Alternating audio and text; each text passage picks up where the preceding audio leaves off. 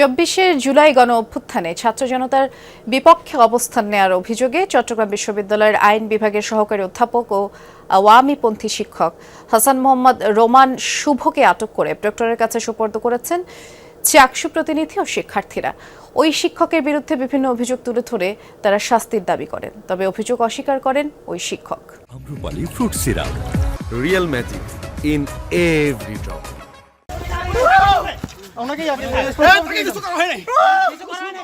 সকালে চট্টগ্রাম বিশ্ববিদ্যালয়ের আইন অনুষদে ভর্তি পরীক্ষার দায়িত্ব পালন করছিলেন সহকারী অধ্যাপক হাসান মোহাম্মদ রোমান শুভ। খবর পেয়ে চাকসু প্রতিনিধি ও শিক্ষার্থীরা কেন্দ্রে গেলে ওই শিক্ষক দৌড়ে পালানোর চেষ্টা করেন। এক পর্যায়ে শিক্ষার্থীরা তাকে ধরে প্রক্টর কার্যালয়ে নিয়ে যান। জুলাই আন্দোলনের বিরুদ্ধে অবস্থান গ্রহণ সহ আওয়ামী লীগ আমলে ওই শিক্ষকের বিভিন্ন কর্মকাণ্ড নিয়ে অভিযোগ তোলেন শিক্ষার্থী ও চাকসু প্রতিনিধিরা। বিগত ফ্যাসিস্ট সরকারের আমলে যারা চট্টগ্রাম বিশ্ববিদ্যালয়ে শিক্ষার্থী নির্যাতন, নারী হেনস্থা, এরপরে সব ধরনের অপকর্মের লিড দিয়েছিল, সেরকম একজন ব্যক্তিত্ব হচ্ছে হাসান মোহাম্মদ রোমান। আওয়ামী শিক্ষক যারা জুলাইয়ে গণহত্যার পক্ষে দাঁড়িয়েছিল, তারা মৌন মিছিল করেছিল, এরপরে হচ্ছে তারা বিবৃতি দিয়েছিল, এমন সবগুলো শিক্ষকই এখনো ধরাছোঁয়ার বাইরে রয়েছে। তিনি আওয়ামী লীগ আমলে সহকারী প্রক্টর ছিলেন। সহকারী প্রক্টর থাকাকালীন সময়ে যারাই কোনো গণতান্ত্রিক আন্দোলন করতো তাদেরকে ডিরেক্টলি তিনি জঙ্গি ট্যাগ দিয়ে মামলা দিয়ে দিতেন।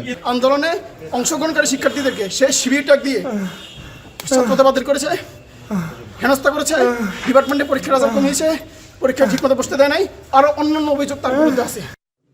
তবে অভিযোগ অস্বীকার করেন ওই শিক্ষক। জুলাই অভ্যুত্থানের সময় আমার কোথাও কোনো ভূমিকাই ছিল না। আমি একদিনের জন্য বের হই না। অভিযোগ আসতে পারে, কিন্তু অভিযোগ প্রমাণ না হওয়া পর্যন্ত তাকে তো অপরাধী বলা যায় না। একেবারে চ্যালেঞ্জ করে বলছি যে ওই মৌন মিছিলে আমি ছিলাম, এটা প্রুফ করতে পারলে যে শাস্তি আমাকে দেওয়া হবে আমি মাথা পেতে নিব। হাসান মোহাম্মদ রোমান সাবেক সহকারী প্রক্টর। তার বিরুদ্ধে বর্তমানে বিশ্ববিদ্যালয়ে 3টি পৃথক তদন্ত চলছে। 5 আগস্টের পর বেশ কিছুদিন আত্মগোপনে ছিলেন, নিয়মিত ক্লাসও নেননি বলে জানান বর্তমান প্রক্টর। ক্যাম্পাসে তার আরো একটা পরিচয় আছে, তিনি প্রবলেম বয় নামে পরিচিত। দুনিয়ার সকল সমস্যায় ওনার কাছে থাকে।